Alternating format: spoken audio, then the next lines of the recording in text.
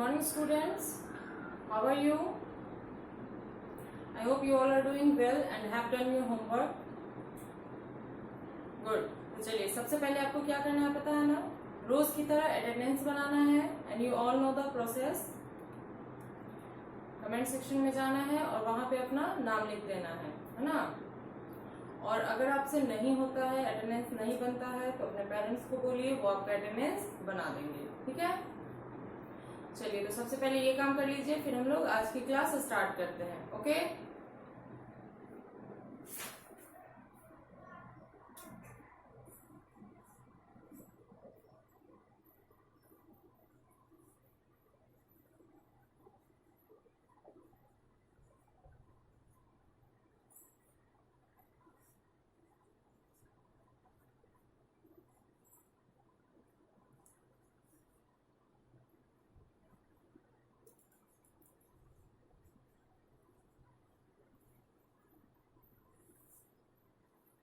चलिए तो अटेंडेंस बना लिया आप लोगों ने. Good. Okay, so let's start our class. पिछले क्लास में हम लोगों ने हमारी जो नेशनल सिंबल्स हैं ना उसके बारे में पढ़ा था और वही आपका होमवर्क था कि आप उसे याद करके रखेंगे, है ना, याद करके घर पे सुनाएंगे भी. एंड आई होप कि आपने उसे सुनाया होगा. बट जिन लोगों ने याद नहीं किया है, सिर्फ लिख के ही रखा है, वो जल्द से जल्द याद करके उसे सुनाएंगे. ठीक है. जब पिछला वाला आप लोग याद करके सुनाएंगे तभी तो नेक्स्ट जो हम लोग पढ़ेंगे उसे याद कर पाएंगे आप, है ना. इसके लिए जरूरी है कि आप पिछला जो भी होमवर्क है उसको याद करते चलें. ठीक है. चलिए तो आज भी जो है हम लोग सेम थिंग ही पढ़ेंगे, आवर नेशनल सिंबल्स ही, लेकिन कुछ नई चीजें जानेंगे. ठीक है. चलिए तो नोटबुक ओपन कीजिए, साथ में पेंसिल इरेजर भी रखिएगा. ओके. मैं लिखूंगी तो आप लोग भी लिखेंगे, लेकिन जब मैं समझाऊंगी तो उस टाइम में लिखना छोड़ के सिर्फ समझना है, बाद में फिर लिखना है. ठीक है. चलिए.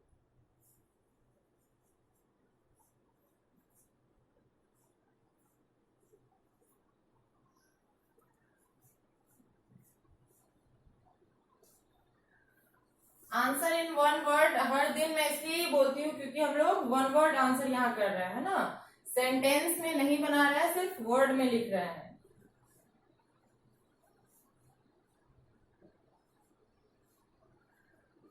क्वेश्चन है, what is our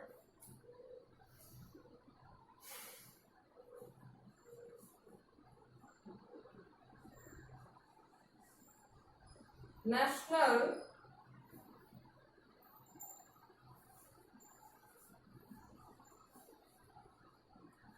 aquatic animal, है ना.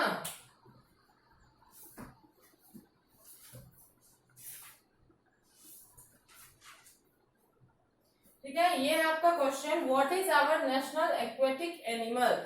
एक्वेटिक का मतलब होता है जलीय, है ना, जो जल में रहते हैं. तो हमारा जो राष्ट्रीय जलीय जीव है वो कौन सा है ना, हमारा राष्ट्रीय जलीय पशु कौन सा है. तो वो कहा गया है डॉल्फिन को. ठीक है. इंडियन जो डॉल्फिन है, गंगा नदी में जो मिलती है ना, गंगा नदी की जो डॉल्फिन है उसे नेशनल एक्वेटिक एनिमल का दर्जा दिया गया है. ठीक है. चलिए तो लिखते हैं इसका आंसर.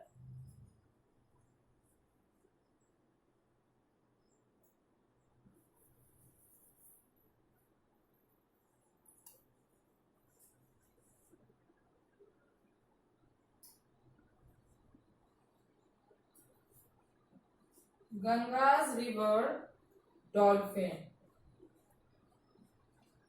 ठीक है. ये इसका आंसर है कि गंगा नदी में जो डॉल्फिन पाई जाती है.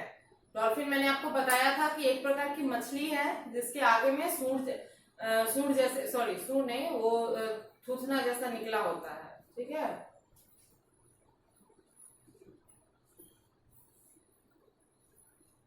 नेक्स्ट क्वेश्चन है, व्हाट इज आवर नेशनल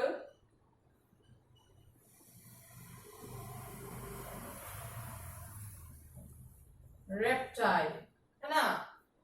क्या है question, what is our national reptile. Reptile बोलते हैं सरीसृप को, मतलब जो रेंग कर चलते हो, जो जीव रेंग कर चलते हैं उन्हें सरीसृप कहा जाता है। जैसे आपका स्नेक हो गया, लिजर्ड हो गया, क्रोकोडाइल हो गया, है ना। ये सब क्या है, जमीन पे या छतों के दीवारों पे क्या है, रेंग के चलते हैं, दौड़ते तो नहीं है ना, या पैरों पे नहीं चलते, डायरेक्टली ये लोग रेंगते हैं, दैट इज रेप्टाइल्स। ओके, तो हमारा जो नेशनल रेप्टाइल है, जो राष्ट्रीय सरीसृप जिसे माना गया, वो क्या है, तो वो किंग कोबरा स्नेक है। ठीक है, जिसे हम लोग ह्यूमन सांप भी जानते हैं उस नाम से, लेकिन वो उसका रियल नेम क्या है, किंग कोबरा। ठीक है, चलिए लिखते हैं किंग कोबरा।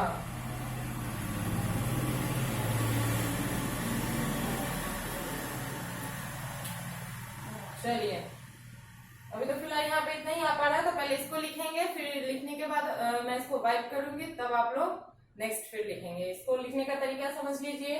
सबसे पहले तो सब्जेक्ट नेम, फिर आपको लिखना है राइट एंड रिमेम्बर, उसके बाद आवर नेशनल सिंबल्स, क्योंकि हम लोग का टॉपिक है। उसके बाद आपको फर्स्ट लाइन में लिखना है आंसर इन वन वर्ड, मतलब एक शब्द में उत्तर दीजिए। उसके बाद इसको लिखना है। ठीक है, चलिए जल्दी लिखिए।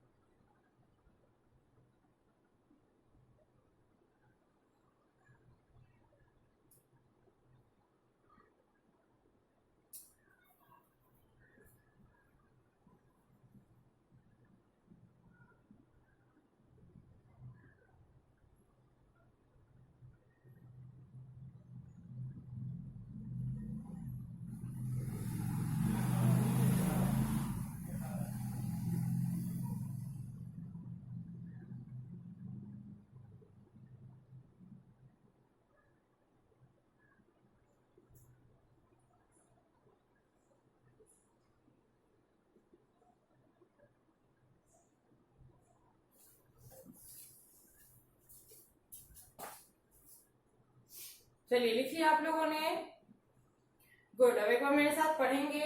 पहला क्वेश्चन है what is our national aquatic animal, जो कि मैंने भी तुरंत बताया कि हमारा जो राष्ट्रीय जलीय जंतु है, जलीय जीव है, वो क्या है, तो that is Ganges river dolphin. Ganga नदी में जो डॉल्फिन पाई जाती है वही हमारी राष्ट्रीय जलीय जंतु है। ठीक है, सेकेंड क्वेश्चन है what is our national reptile, हमारा राष्ट्रीय सरीसृप कौन है, तो that is king cobra. King cobra एक स्नेक है। ठीक है, सांप है ये। चलिए अब मैं इसको वाइप कर रही हूँ। ओके,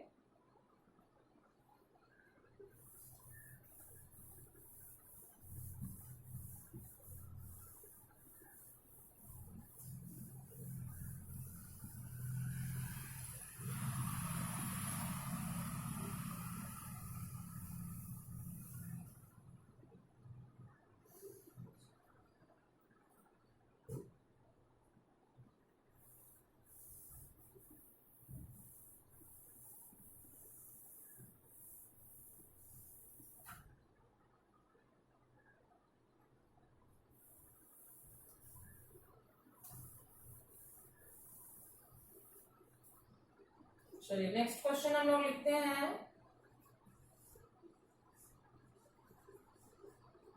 व्हाट इज आवर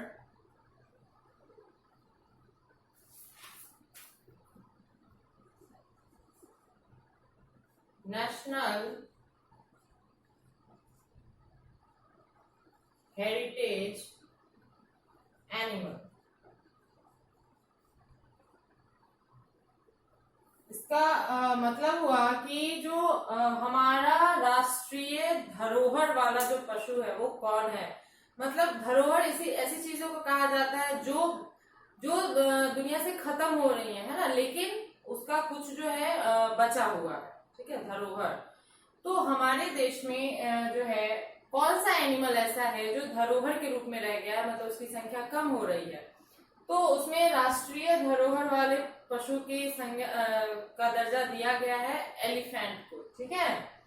तो क्या लिखेंगे, सॉरी इंडियन एलिफेंट लिखिएगा, क्योंकि भारतीय हाथी जो है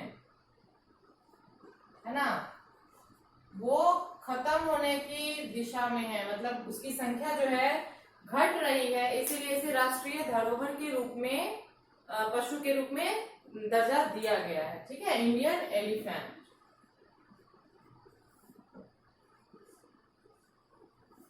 नेक्स्ट है व्हाट इज आवर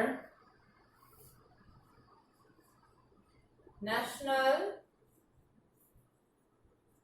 लैंग्वेज। अब पूछ रहा है कि हमारा राष्ट्रीय भाषा है ना, हमारी राष्ट्रीय भाषा क्या है। तो आई थिंक आप सबको पता होगा कि हमारी राष्ट्रीय भाषा जो है वो हिंदी है, जो हम यूज करते हैं। अभी जो मैं बोल रही हूँ वो मैं हिंदी में बोल रही हूँ, है ना। आप लोग भी बात करते हैं तो हिंदी में बात करते हैं, तो that is our national language. Okay, चलिए नेक्स्ट है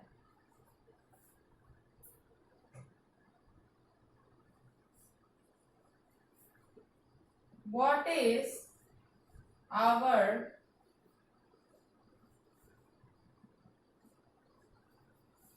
नेशनल माउंटेन।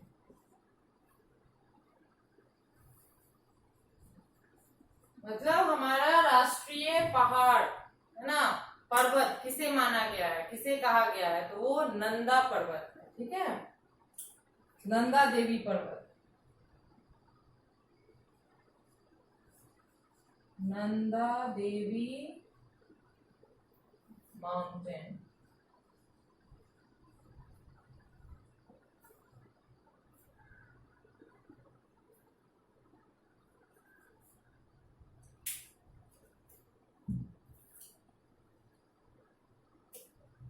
चलिए ये जो है हमारा टोटल 5 है ना, इसको भी जल्दी से नोट कीजिए, फिर हम लोग आगे पढ़ेंगे।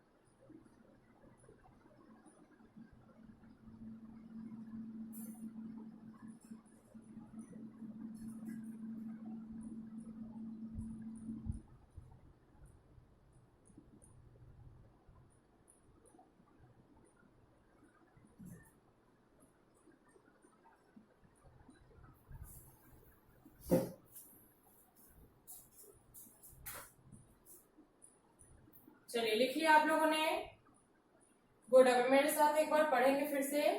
थर्ड क्वेश्चन है what is our national heritage animal. हमारी राष्ट्रीय धरोहर वाला जो पशु है वो कौन है, तो दैट इज इंडियन एलिफेंट, भारतीय हाथी, जो कि खत्म होने की कगार पे है, लेकिन हमारे देश के लिए एक धरोहर ही है, है ना, तो उसे उस दर्जे में उसे वो दर्जा दिया गया है इंडियन एलिफेंट को।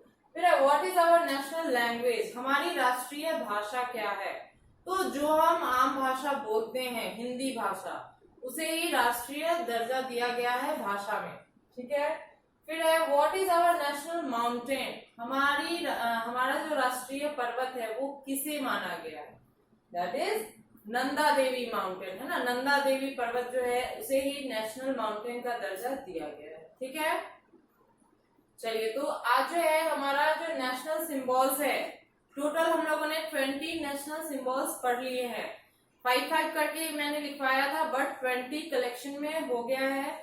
एंड आई होप कि आप उसे याद कर लेंगे, पिछला वाला भी याद करेंगे और जो मैंने आज जो लिखवाया है उसे भी याद करेंगे, ठीक है। और याद करके घर पे सुनाएंगे भी, ओके।